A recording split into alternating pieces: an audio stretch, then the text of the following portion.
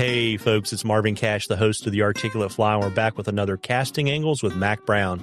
Mac, how are you? Doing great. How are you doing, Marvin? Just trying to stay out of trouble. You've been soldering, putting together some massive solar array, right?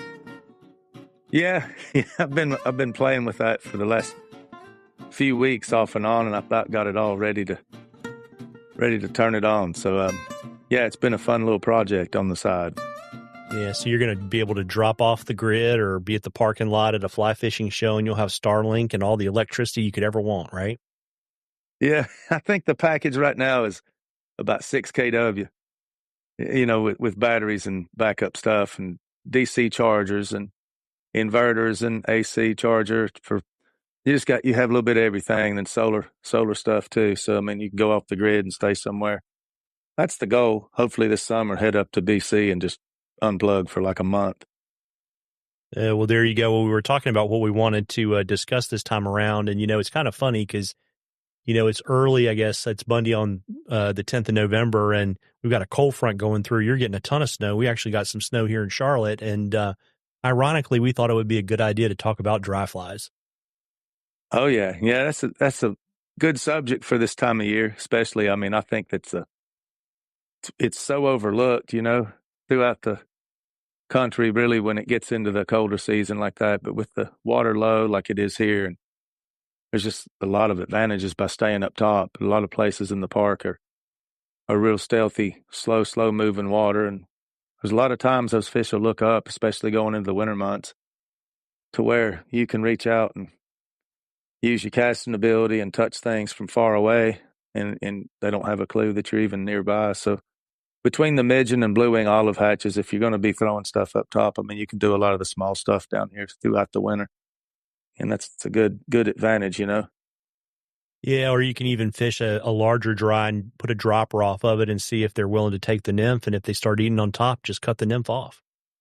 Yeah, that's the fun part. And it's kind of funny because as a kid, that's what we started out with, is tying a lot of traditional, catskill flies and wolf style flies as a young kid, and parachutes and things like that. And then it's funny because it's, all the years involved with like comp stuff and Team USA stuff with the kids. It's like everything is nymph. And people forget. When I think back, you had a story, and we want you to tell us your story about being up there in Pennsylvania this last week. But just looking back at going through all these falls over the course of my life, most of my best memories have all come from, and it's not because people say, well, it's because you dry fly all the time. And that's not the reason at all. Because I mean, I'm really usually like dry fly, wet flies, nymphs. We're going to do whatever it takes to put something on the end. And it's like we switch a lot. But when I think back of the fall throughout the course of my lifetime, probably the best quality things that have ever happened for me at like East Tennessee, where I grew up, and over here, have all come up top.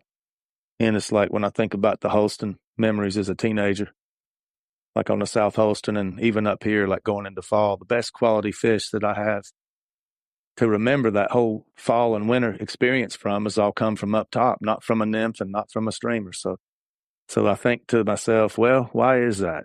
Because fish they always like to look up on like an overcast day in the winter, and they're feeding on little midges and things. They're going to still come up and eat a Cheeto. And I think that's a big part of it. But tell us what happened there up there where you were in PA. Yeah, it was kind of interesting, right? I mean, I was up there last week fishing, and, I got all of my fish on a size 12 Fat Albert. And, even the folks in the group, I would say probably half the fish were on that dry fly or something like it. And it was just kind of interesting. I mean, we had, the water was really, really low. It just kind of worked out. I mean, kind of like you would do here. I mean, normally where I fish around here, if I'm not fishing on the South Holston Watauga, it's relatively, the water's not deep. So dry dropper in the summertime, like I could fish all summer with an elk hair caddis and a soft hackle pheasant tail.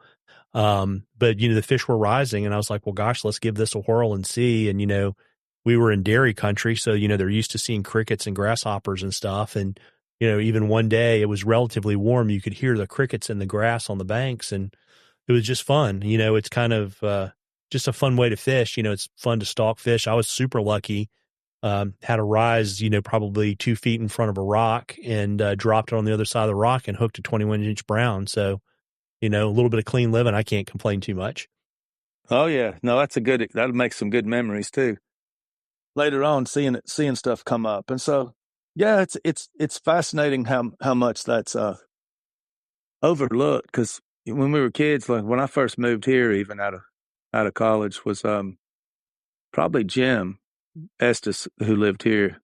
He's the one who did the mop fly and all that. But that's who I'd camp with a lot. Like when I came up here, we'd go up and stay, 4 or 5 days at a time up high in the park. And people that like Jimmy's, I think 82 now. And but people grew up that way. I mean, I was lucky to grow up kind of when I did, where that's what I thought the sport was, is wrapping, hackle on a hook and tying all these different dries. That's all I tied as a young kid, really. I didn't even tie any kind of nymphs as a kid. And it's totally reversed now, where everything, like somebody's new to the sport and they take up tying.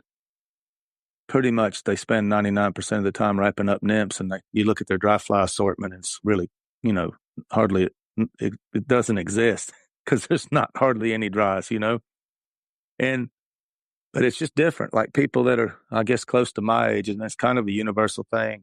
What I see at shows, even out in the Northwest and Pacific area, and then like Denver, people that are close to my age, like I remember sitting in the author's booth with AK Best a few years ago, and that's all we talked about. I mean, that was his thing, but is talking about dries, and it's just totally reversed and flip flopped is what I'm trying to say. Like if you're 60 and up, you grew up, cut your teeth on tying a lot of dries and fishing dries.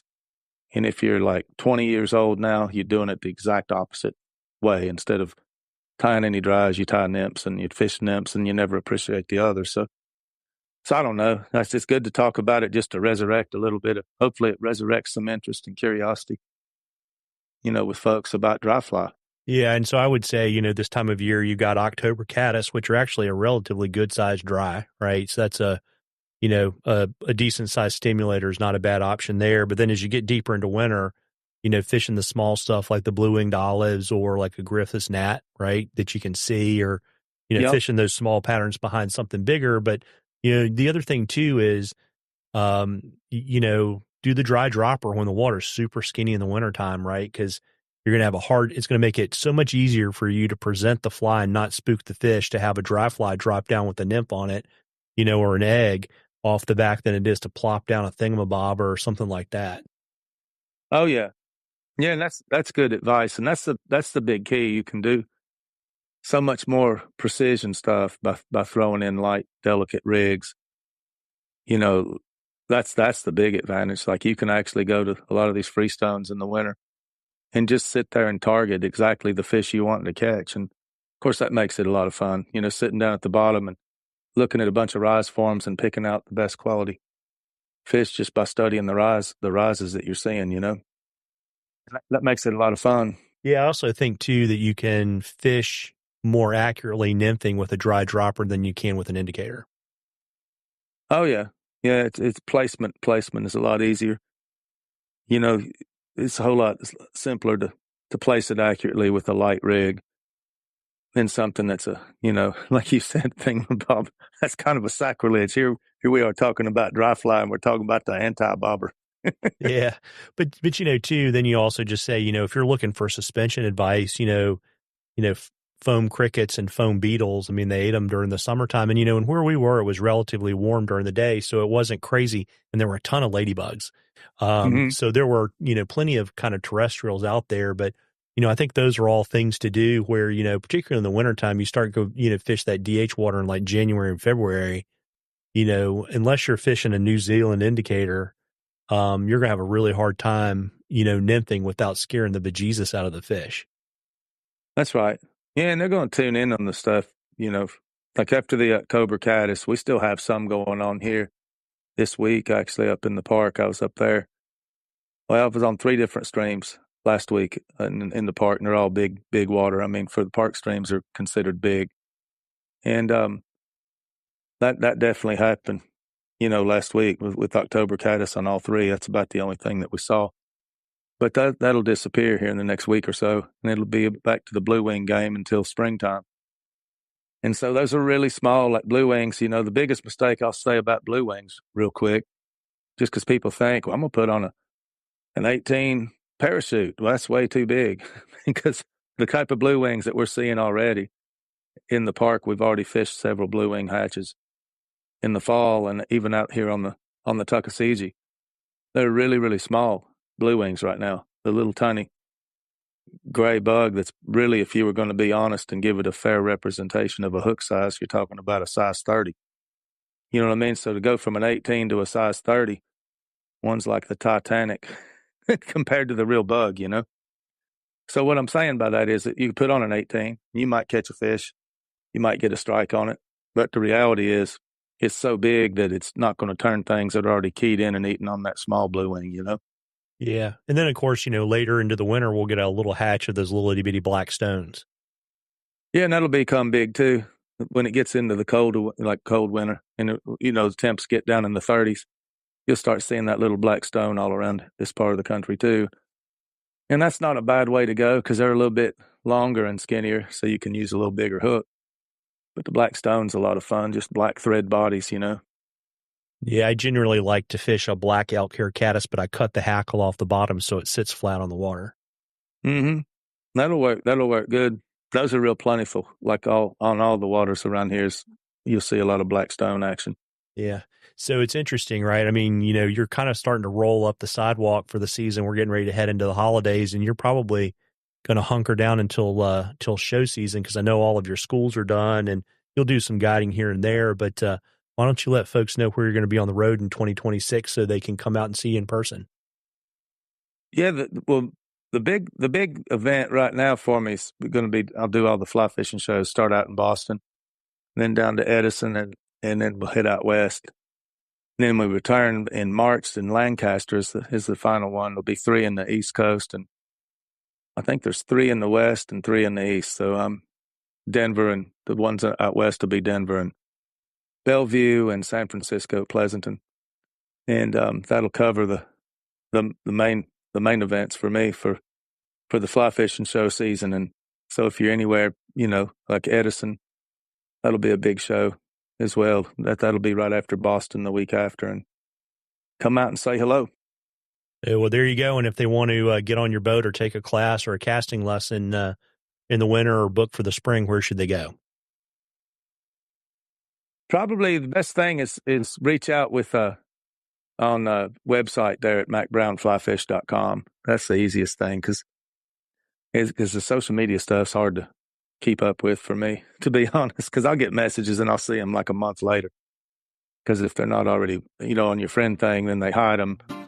And I don't go in there and look. And then when you look, finally, they're like a month and a half old, you know. It's like easiest to reach out with an email or a text or a call.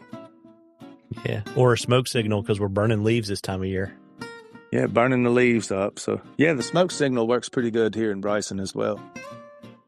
Well, there you go. Well, listen, folks, as I always say this time of year, you owe it to yourself to get out there and catch a few. Tight lines, everybody. Tight lines, Mac. Tight lines, Marvin.